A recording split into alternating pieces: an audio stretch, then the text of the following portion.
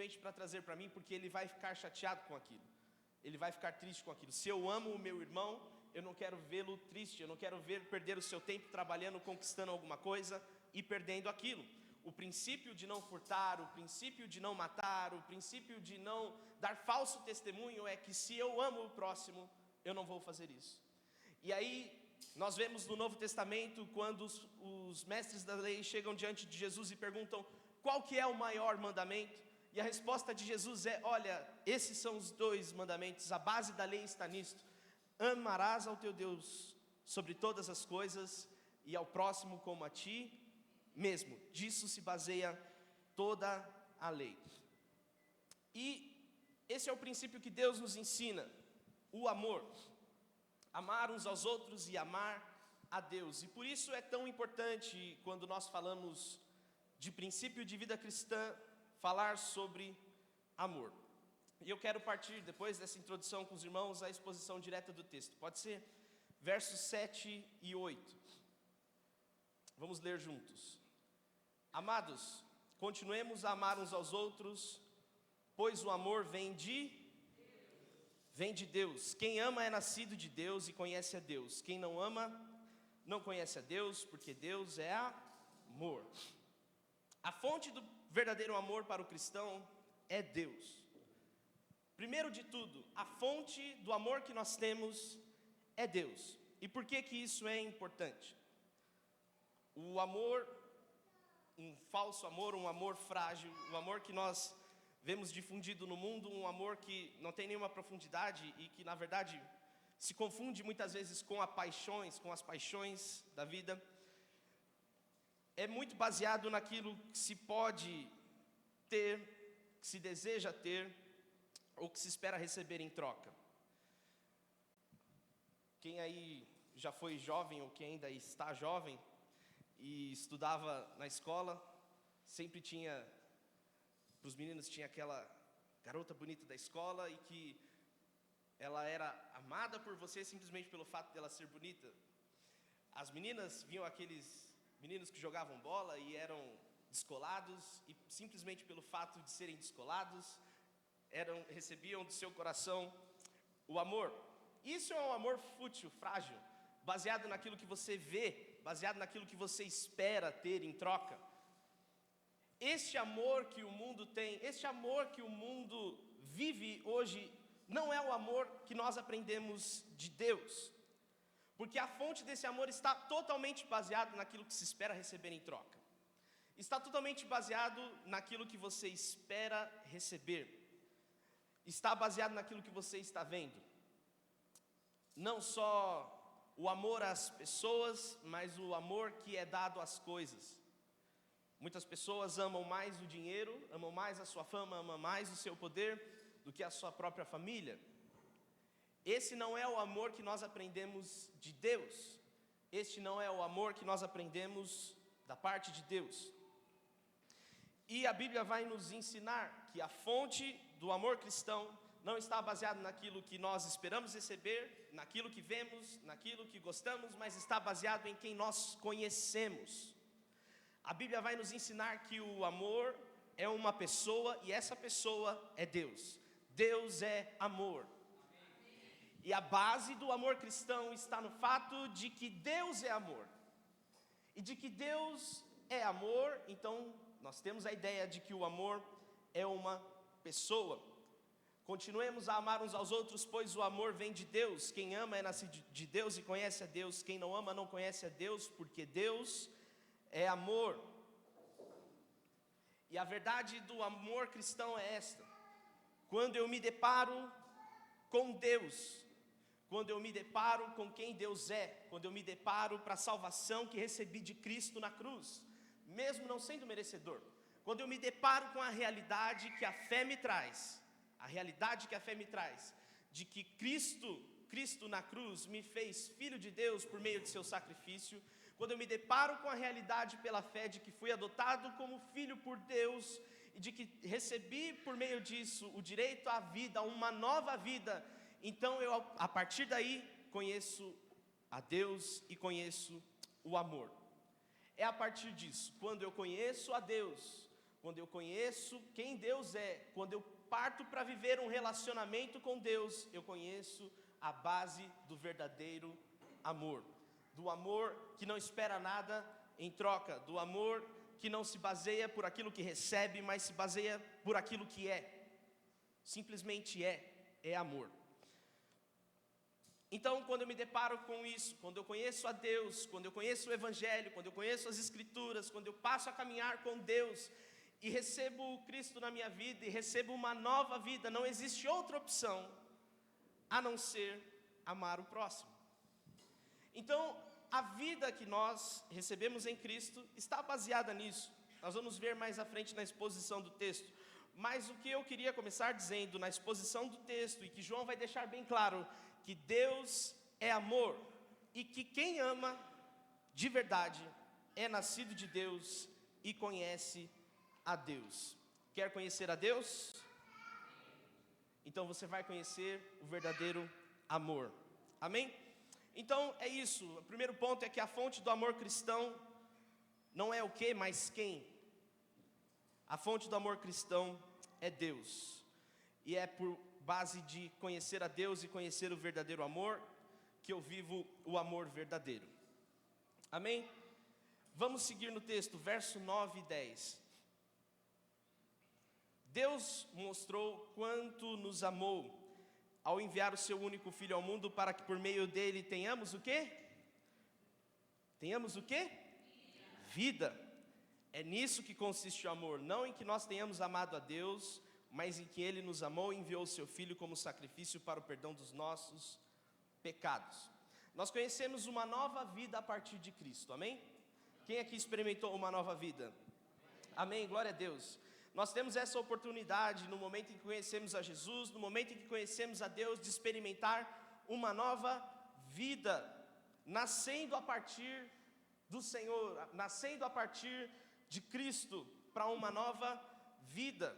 Eu quero usar apenas um texto para ilustrar isso, Romanos, capítulo 6, no verso 4, vai dizer o seguinte: pois pelo batismo morremos e fomos sepultados com Cristo, e assim como Ele foi ressuscitado dos mortos pelo poder glorioso do Pai, agora nós também podemos viver uma nova vida. Quando nós conhecemos a Deus, quando nós conhecemos a Cristo, quando nós recebemos Jesus na nossa vida, nós recebemos na verdade uma nova vida. Nós nascemos de novo em Deus. E como nós nascemos de novo em Deus, é isso que nos torna filhos de Deus. É essa nova vida que nos proporciona o fato de sermos chamados e conhecidos como filhos de Deus. Existem pessoas que dizem por aí uma falsa teologia de que todos são filhos de Deus, mas não é isso que a Bíblia diz. A Bíblia diz que quem crê em Deus, quem crê em Jesus, é filho de Deus. Essa é a verdade. Então nós recebemos uma nova vida, nós nascemos de Deus, a partir de Deus uma nova vida. E o que se espera de uma criança quando nasce é que ela tenha as características do seu pai. Nós recebemos uma nova vida em Cristo, e as características que precisam existir em nós a partir dessa nova vida é Cristo. Você deve ter assistido, você que é mais velho, eu não sei se ainda existe, não assisto, mas existia num tempo na TV, numa emissora conhecida no Brasil, um programa em que existia uma dúvida se a criança era filho realmente daquele pai. E aí eles se juntavam ao vivo numa situação bem complicada, e ficam ali discutindo, é filho dele ou não é? E no final do programa, depois de segurar muito tempo a audiência, o apresentador revela, ele não é o pai. Uma situação constrangedora. Eles pegam a criança, pegam o sangue do pai, pegam a essência da vida daqueles pais, testam e descobrem pelo DNA, pela característica daquela criança, se aquela criança é ou não é filho daquele pai. Antigamente nós não tínhamos o teste de DNA, mas se os pais eram morenos, do cabelo encaracolado, e a criança nascesse com os olhos puxados e amarelo, existia uma dúvida. Surgia uma dúvida clara, porque a característica não é dos pais. É engraçado, e eu uso isso para fixar isso no coração dos irmãos hoje. É um exemplo cômico, engraçado, mas é verdade. O filho se parece com o pai, com o jeito de andar, com o jeito de falar, até com o jeito de se vestir. Se nós pegarmos o exemplo do Natanael, ele é o pastor Renan, escrito. Os filhos têm as características do pai, e João vai nos trazer isso. Nessa carta, a característica de Deus é que Deus é amor. E os seus filhos, a característica que existe nos filhos de Deus, os que nasceram de novo, os que experimentam uma nova vida, é que eles também sejam amor. Que eles tenham amor, que eles demonstrem amor e que seja um amor verdadeiro. E a expectativa não é que seja um amor como o amor deste mundo, mas o amor como é o amor de Deus.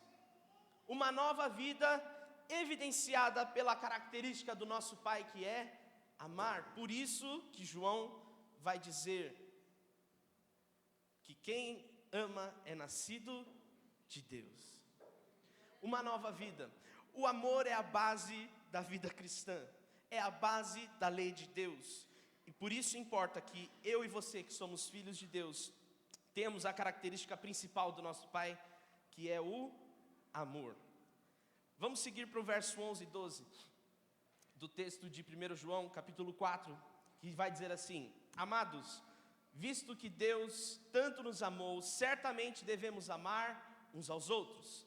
Ninguém jamais viu a Deus, mas se amamos uns aos outros, Deus permanece em nós e seu amor chega em nós, a expressão plena. Isso é muito poderoso. Isso é muito poderoso que está escrito aqui.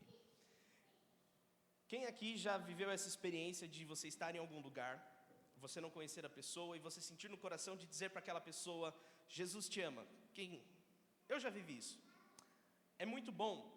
E eu já vi em situações em que isso acontece, e de falar para a pessoa, e a pessoa começar a chorar sem motivo nenhum, simplesmente porque ouviu que Deus amava ela, e aquela pessoa ter um encontro pessoal e momentâneo com Deus, porque ouviu isso: Jesus te ama, Deus te ama. Mas o que João quer evidenciar aqui é que essa é uma situação extraordinária, que deve ser extraordinária nos nossos dias, não o comum.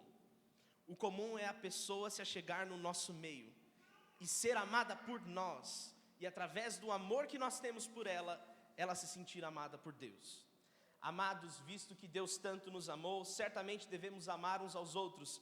Ninguém jamais viu a Deus, mas se nós amamos uns aos outros, Deus permanece em nós e seu amor chega em nós à expressão plena. De fato, nós podemos chegar e dizer para uma pessoa: Jesus te ama, mas o maior impacto que aquela pessoa pode ter na vida dela, a verdadeira transformação que ela pode ter na vida dela, é quando nós amamos aquela pessoa. Quando ela recebe o amor vindo de nós, um amor verdadeiro que não espera nada em troca. E o texto, existe um texto, se não me engano, no Sermão do Monte, que Jesus vai dizer: olha, é muito fácil você amar os seus amigos, as pessoas que te fazem bem. É necessário que você ame os seus inimigos, e isso é difícil. O princípio da Bíblia, do amor de Deus, é amar sem esperar nada em troca, é amar simplesmente porque você tem o amor dentro de você, e a única coisa que pode sair de você é o amor. E João está dizendo: ninguém jamais viu a Deus. Alguém aqui já viu Deus fisicamente? Você pode ter visto manifestado de alguma forma em algum lugar, mas fisicamente Deus, a Bíblia vai dizer, ninguém jamais viu a Deus. Mas a verdade é que quando nós temos um relacionamento verdadeiro uns com os outros, é verdade que no meio da nossa comunhão, Deus se revela. Deus se revela no meio da nossa comunhão. Nós estamos vivendo um tempo diferente, hoje eu digo localmente, da nossa igreja. Nós somos pentecostais, amém? Glória a Deus, ainda acreditamos na evidência dos dons e na ação do Espírito Santo nas nossas vidas. Isso é verdade. Mas de uns tempos para cá, o Senhor tem nos ensinado mais a amar. Se nós profetizamos, o que as pessoas veem a partir de nós é as palavras de Deus. Se nós curamos as pessoas, o que elas veem a partir de nós é o poder maravilhoso e magnífico de Deus. Se nós falamos em línguas, as pessoas vão perceber que existe um lugar mais profundo para se conhecer e ver a Deus. Falar em línguas é um dom. Profetizar é um dom. Curar é um dom. Mas amar também é um dom. E neste tempo nós temos vivido essa experiência em que no meio da nossa simples convivência, sem a necessidade de uma nota de uma música, sem a necessidade de um arrepio na espinha, simplesmente o fato de convivermos bem uns com os outros, de amarmos uns aos outros, as pessoas se achegarem, receberem a Cristo no seu coração e pelo dom do amor conhecerem a Deus. Nós batizamos, graças a Deus, 10 irmãos, mergulhamos ele na piscina, quer dizer, o pastor Renan, no frio daquela piscina. E cada um daqueles irmãos, muitos deles jovens, eu acompanhei passo a passo desde a chegada deles aqui. E eu pude perceber que o nosso relacionamento, o relacionamento uns com os outros, o amor que Cristo demonstrou em nós e através de nós, é o que trouxe de verdade aquelas pessoas a conhecer a Deus. Se você quer mostrar Deus para alguém, se você espera revelar a Cristo para alguém, talvez um discurso não seja suficiente, uma cura milagrosa não seja suficiente, mas o amor é suficiente. Se nós amarmos uns aos outros, Deus permanece em nós e o seu amor chega através de nós à expressão plena. Eu, compartilhando uma experiência pessoal, e para dizer o quanto que isso precisa ser profundo em nós, e o quanto isso é sério, nós temos lá na nossa rua, na nossa região, no nosso bairro, uma mulher que é dependente químico. Eu acho que não tem, só no meu bairro que tem. E ela toca a campainha nas casas e pede alguma coisa, mas por conta do jeito dela, as pessoas pararam de atender ela. E a gente ficou sendo a única casa que atendia ela e que ajudava ela de alguma forma. E um dia ela chegou e pediu: olha, estou com fome, preciso de algo para comer. E aí, se eu não me engano, minha mãe foi lá dentro, pegou um pão, passou uma manteiga, pegou um café, entregou para ela, passou margarina, entregou para ela. Ela abriu o pão assim: margarina? Não tem manteiga? É assim. E tudo bem, esquecemos. E depois a gente percebeu que ela jogou o pão fora, não comeu o pão, porque ela queria com manteiga. E aquilo gerou uma sensação de justiça no nosso coração. Nós não vamos atender mais essa mulher. Quando ela tocar a campainha, a gente vai vê-la na câmera e não vamos mais atender. E ficamos assim durante um tempo. E é justo, né, irmão? Vocês estão junto com a minha família, eu sei disso. Mas um dia eu chegando em casa, não tinha ninguém em casa e ela estava no portão. E ela chegou para mim e disse: eu estou com fome, tem alguma coisa para comer? E meu coração, meu Deus do céu, eu não posso negar. Eu fui lá dentro, peguei um pão e agora eu já sabia que ela gostava de manteiga. E servi ela sem ninguém ver. Ela foi, pegou o pão, comeu e foi embora. Mas se tornou algo da nossa família assim: nós não vamos mais atender. E alguns dias atrás, ela tocou a campainha e eu vi pelas câmeras, meu pai foi também lá e serviu ela. Ela não merecia aquilo. Ela pediu mais do que lhe era justo. E nós somos assim. Nós pedimos a Deus todos os dias coisas que não merecemos. Nós não éramos merecedores pelo pecado que nós cometemos. Mas mesmo assim, quando nós fechamos os nossos olhos e dobramos os nossos joelhos, Deus está lá ouvindo a nossa oração. Eu me compadeci com o amor que Deus teve por mim. Não porque aquela mulher merecia ser amada, ser suprida pelo seu jeito, por quem ela é. Ela não tem nada nela que mereça ser amado, mas eu também era assim. Eu também e você também éramos assim.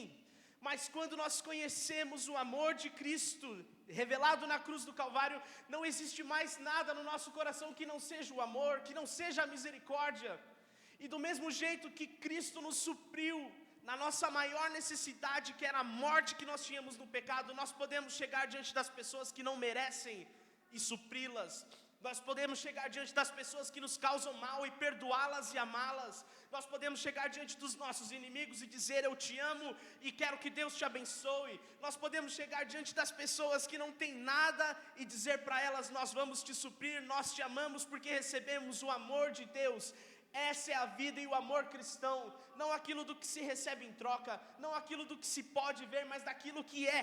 Eu amo as pessoas porque fui amado por Deus e não existe nada em mim a não ser o amor. Não existe nada no meu coração que não seja a graça, não existe nada no meu coração que não seja a misericórdia. E por isso, mesmo tendo sido tomado por uma raiva de saber que ela rejeitou um pão com margarina e queria um pão com manteiga, eu sabia que eu também não era merecedor quando eu pedi a Deus aquela bênção e Ele me abençoou. Eu sabia que não era merecedor quando mesmo Cristo já tendo me dado uma casa ou um carro e pedir para Ele algo melhor. Eu sabia que não era merecedor, mas mesmo assim eu sou abençoado. Mesmo assim Deus me ama e por isso, por esse amor que eu recebo de Deus, eu posso amar o próximo como Cristo me amou. Não é uma realidade distante do cristão. Não é uma realidade distante da vida humana. Amar como Deus amou. Talvez a gente não consiga amar com a intensidade que Deus nos ama. Talvez a gente não consiga amar com a extensão que Deus nos ama. Mas nós podemos amar uns aos outros como Deus nos ama. Sem esperar nada em troca. Sem esperar receber nada de ninguém. Apenas pelo fato de que já recebemos tudo que precisamos de Deus. Amém? Glória a Deus.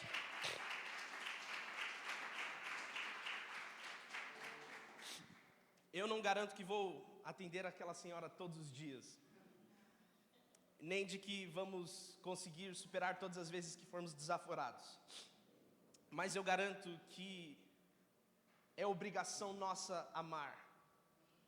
Eu garanto isso. Vamos seguir, verso 13. Deus nos deu o seu Espírito como prova de que permanecemos nele e ele em nós. Além disso, vimos com nossos próprios olhos e agora testemunhamos que o Pai enviou o seu Filho para ser o Salvador do mundo. Aquele que declara que Jesus é o Filho de Deus, permanece nele e ele em Deus. Sabemos o quanto Deus nos ama e confiamos em seu amor. Deus é amor e quem permanece no amor permanece em Deus e Deus nele. Eu quero enfatizar esse verso 16. Sabemos o quanto Deus nos ama e confiamos em seu amor. Irmãos, nós somos alcançados todos os dias pelas nossas dificuldades, pelos nossos pecados. Nós somos alcançados todos os dias. E talvez em algum momento da sua vida, e eu da minha vida, nós olhamos e pensamos que não somos tão amados por Deus. Porque sofremos, porque parece que Deus não ouviu a nossa oração e não respondeu do jeito que a gente gostaria. E talvez você se sinta assim. Mas a verdade que o texto nos ensina é que, mesmo não tendo tudo que queremos, ou que desejamos, mesmo a vida não sendo o roteiro que nós mesmo gostaríamos de escrever para nós, sabemos o quanto Deus nos ama e confiamos no amor de Deus. Deus é amor, quem permanece no amor permanece em Deus e Deus nele.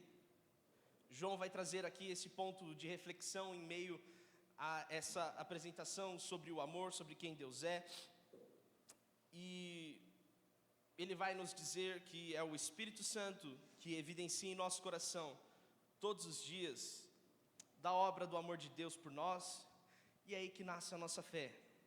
Por isso, às vezes, se você não se sente amado, talvez falte um pouco de confiança em Deus.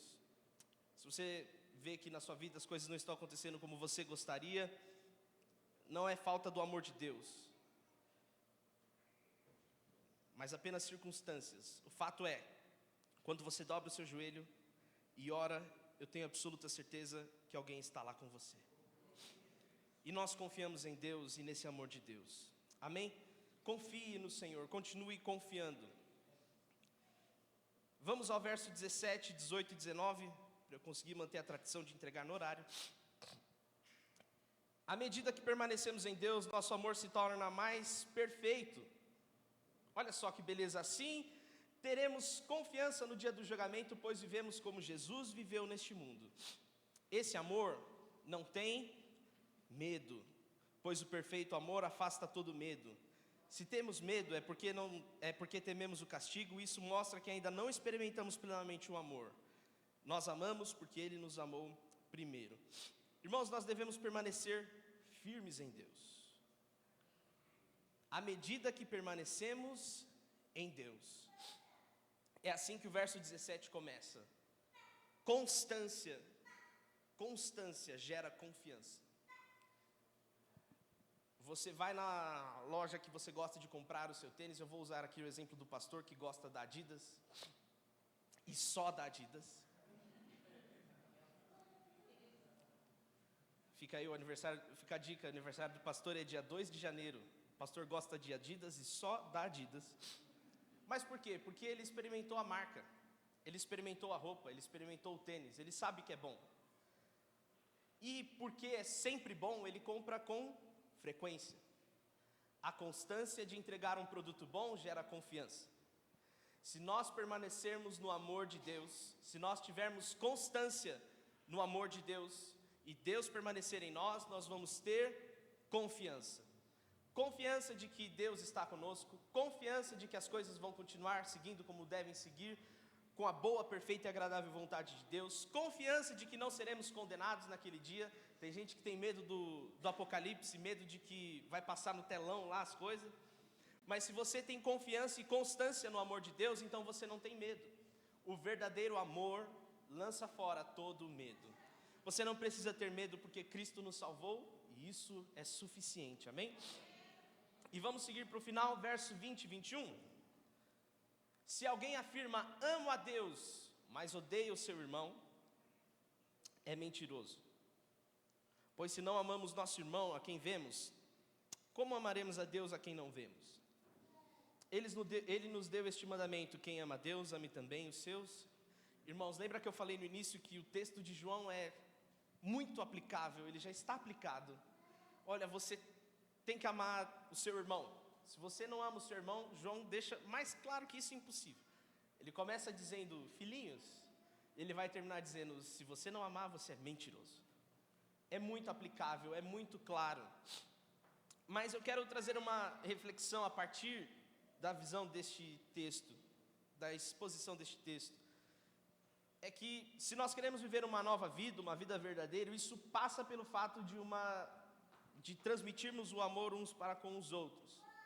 Não existe nada na vida espiritual, nada no ministério, nada em família, nada que seja verdadeiramente de Deus se não tiver amor. Se não tem amor, não vem de Deus. Se não tem amor, não é para Deus. Se não tem amor, é falso, é mentiroso. Quer viver uma vida cristã verdadeira? Ame. Quer ter uma família verdadeira? Família mesmo? Ame. Quer viver um ministério verdadeiramente cristão para Deus? Ame. Tudo a partir da nova vida em Cristo só é verdadeiro se houver amor uns para com os outros. Amém? Se coloque de pé, nós já vamos